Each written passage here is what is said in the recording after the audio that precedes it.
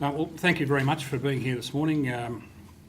We feel this is important enough to call this gathering this morning because we're very serious about what we're doing with this old case, and we're after as much community assistance as we possibly can get.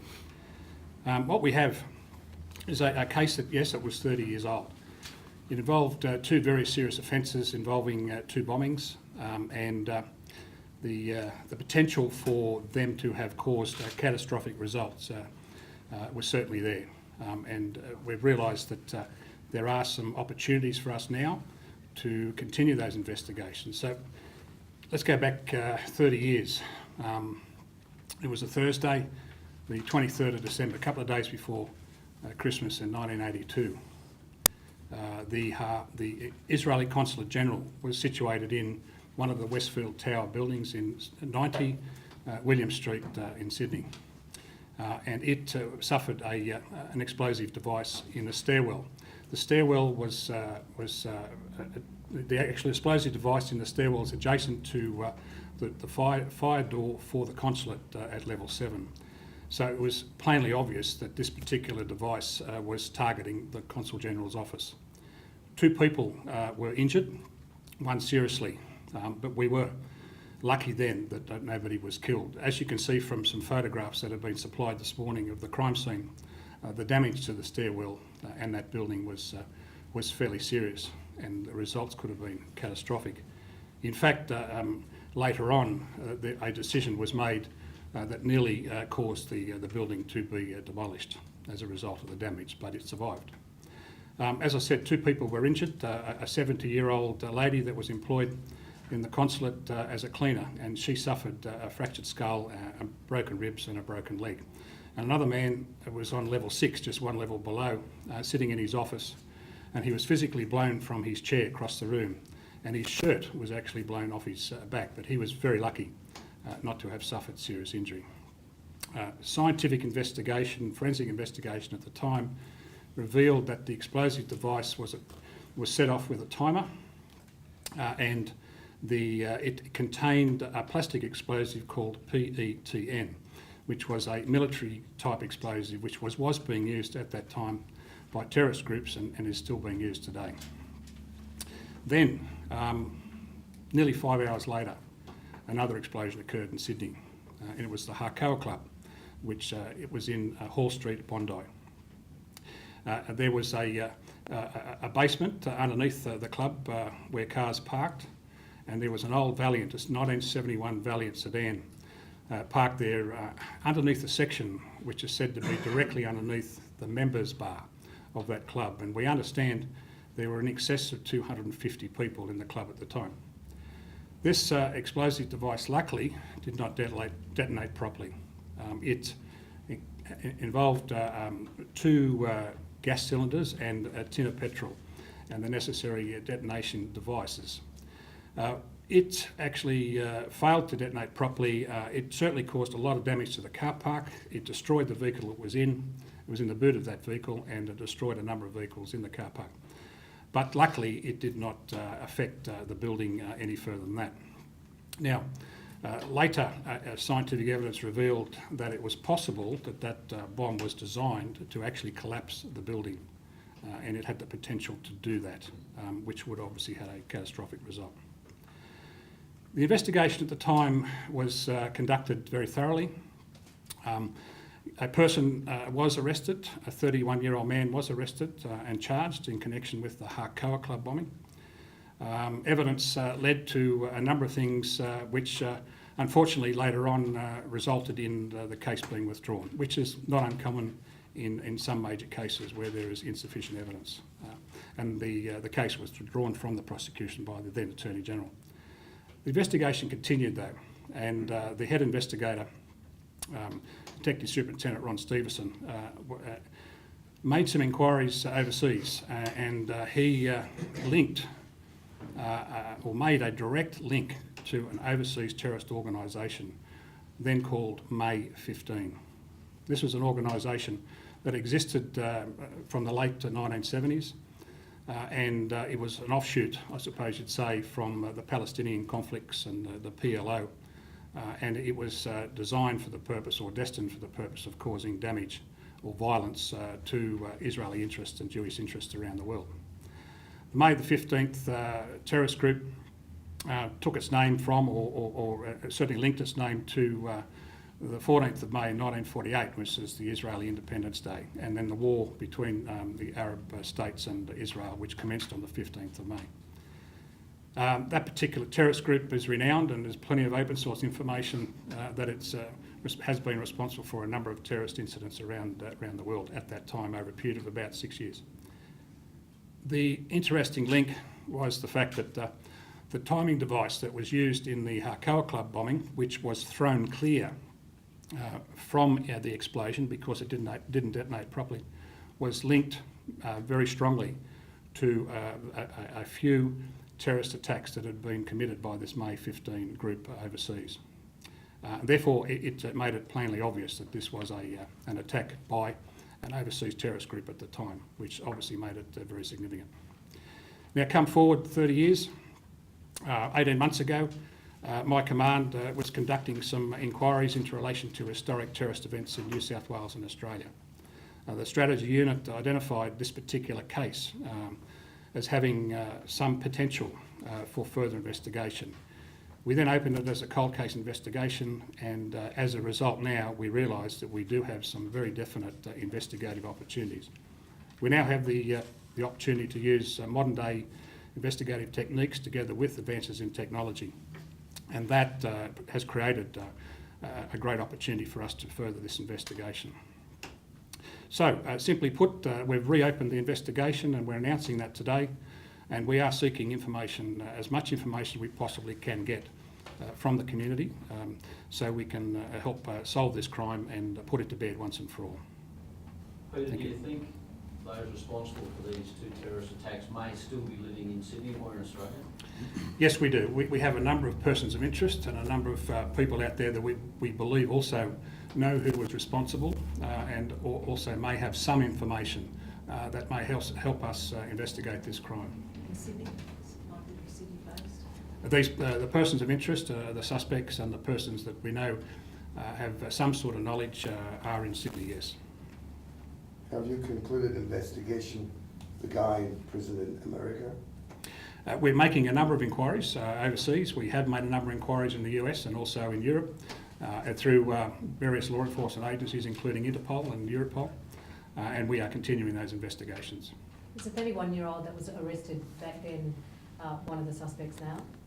A number of people are under investigation, and as I said, we have a number of persons of interest who are very great interest to us. Are you able to elaborate on the information that came in from overseas, or that sort of prompted the interest last year? The investigation started back in the early 80s in relation to the link overseas, and then 18 months ago my unit was looking at historic events in relation to terrorism in this state and Australia, and they realised that this particular investigation did have further investigative opportunities, which included the links to overseas. Are you able to say what specifically evidence may have turned up through the modern techniques that you're now using? Sorry, can you repeat that? Are you able to say or describe specifically the types of evidence that have turned up using the modern techniques that you're now using? We are conducting a number of investigative leads in relation to advances in technology and also in relation to our modern day investigative techniques, and that's all I can say at this stage. You're not able to say whether there's any DNA? There's a number of investigative techniques that we're looking at. Is there direct intelligence that you're getting that May 15 was responsible for these two bombings? Because they were active at the time, so is there a suggestion they did do these movements at airports, etc.? We certainly believe that there was a direct link to the influence of May the 15 and the two bombings 30 years ago. What sort of information are you hoping for from the public? What sort of community groups are likely to come forward? Well, there's a number of people out there that we believe who know who was responsible for this particular crime. So we're certainly looking at those people coming forward and providing us information. What part of Sydney are they in? I'm not prepared to say exactly where they are, but there are a number of people living in Sydney who can help us. Are you concerned that there may be sleeper cells out there that are still ready to be activated by the terrorist group? The term sleeper, commonly used, is something that does concern me. We often talk about in our current terrorism environment about the lone actor and the person that's self-radicalised, and also the person that you could describe as a sleeper. There is potential for that type of person to be out there. It always concerns me, and we certainly, our investigation is keeping a very open mind about anything that might be happening at the moment. There was a suggestion in the media that Mohammed Rashid, the terrorist at the time, may have come to Australia and been involved with the May 15. Is that actually a line of inquiry? As I said before, we're investigating a number of persons of interest in this particular investigation, and those persons of interest are here locally in Sydney and also overseas. Those people that you refer to out there in Sydney that may know of this, is there any evidence that they've been active in any way since then? No, there's no evidence that there has been any terrorist offence or terrorist activity in Australia linked to these people since in the last 30 years. So no planning, no activity of any kind? There's nothing that we're aware of at this stage. With the images that have been released or that have been in the media, are you able to elaborate on those images, the involvement? Yes, certainly. The two drawings of two individual suspects, commonly referred to as identikits or penries, relate to drawings that were done 30 years ago. They relate to the Hakoah Club and persons that were believed responsible for the Hakoah Club. And they are obviously dated some 3 decades, but as I said, those particular pictures should help us in relation to identifying the persons responsible, because there are people out there that know who they are. Is one of those people possibly an associate of Ali Baidoun, or? There's a number of persons of interest and a number of associations that we're looking at, both here in Sydney and also overseas. The people you say know who done it, the people that you were looking for, I mean, what would compel them to come forward now, do you hope, 30 years on? We're hoping that this publicity, together with a sense of what's right, will bring them forward. We're hoping that the passage of time in the last 30 years will help their conscience, so to speak, and compel them to come forward. So that's what we're asking. We're asking today for anybody who has information relating to these two bombings 30 years ago to come forward and help us out. The best place to, or the best way to do that would be to contact Crime Stoppers on 1800 333 000. Have you spoken to anybody recently, just in the last few weeks or anything like that, as part of this reopening of the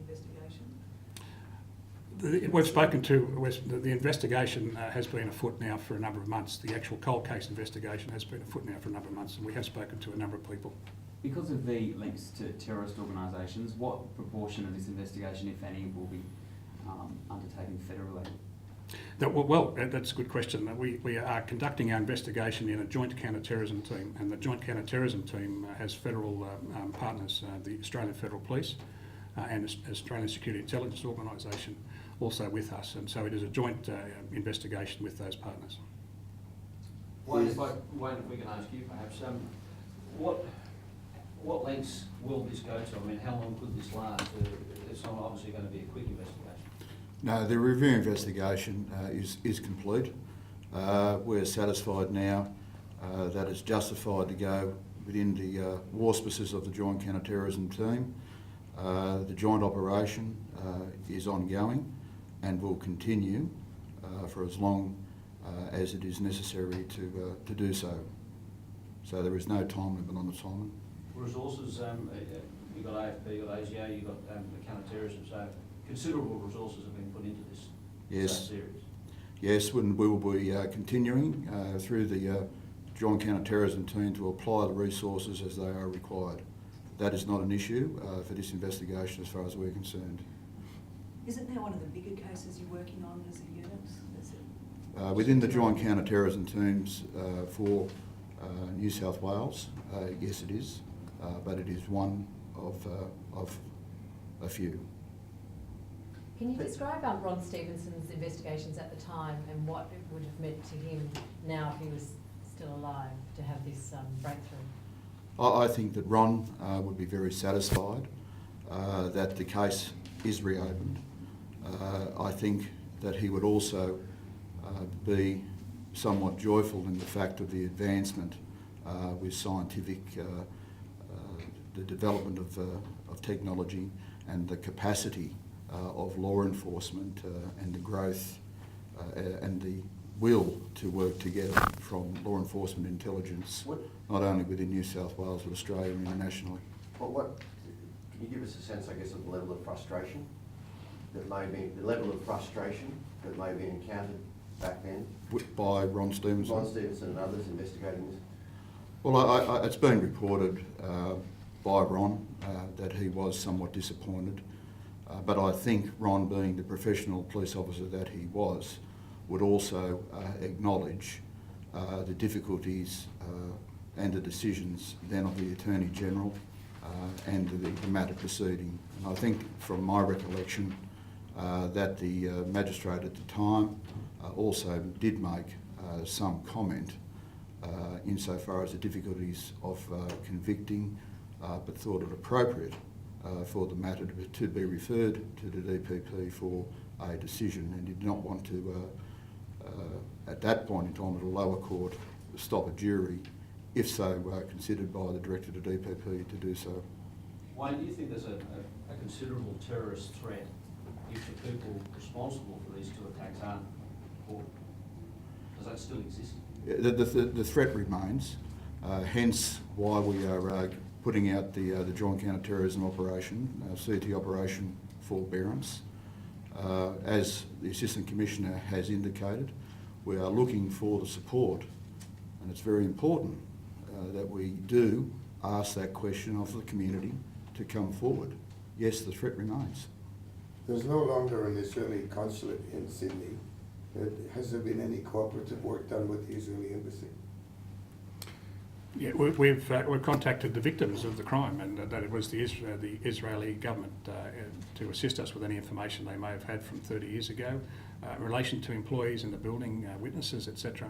So yes, there certainly has been a lot of cooperation in that regard. When were these identikits put together? Is that a recent thing, or you knew back then the identities of some of the suspects? No, the identikits that you see today are from 30 years ago. We are working on improving an image or images that we might be able to develop and produce in the future. But I'm just, you said earlier there that I don't know, are you relying entirely on people to come forward, or are there other avenues you can pursue? Well, no, that doesn't occur. Yeah.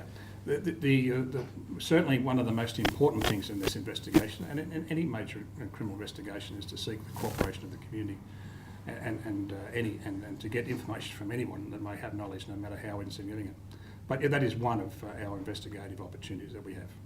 Just because you've both indicated now that you are concerned about an ongoing threat. So I'm wondering if that's the case, just how confident are you that someone would come forward? Well, it's a catch-22 type question, the confidence of someone coming forward. I said earlier, I think there's the passage of time, 30 years, can play on people's conscience, and sometimes that makes a big difference with persons making a decision to come forward. But also, I think if we indicate to the community that we are very serious about investigating cold cases, we never let them lie when we have investigative opportunities. So that may cause persons who have some knowledge or may even be responsible for it to think about coming forward because we will continue in all types of cold cases to pursue an outcome. Is there any idea on, roughly how many persons of interest you might be looking for? We've got 2 images, but how large or small could that number be? Look, there are a number of persons of interest that we're interested in, a number of persons of interest and a number of people that we think that may have information for us. So I'd rather not touch on exact numbers, but sufficient to say that there are a number.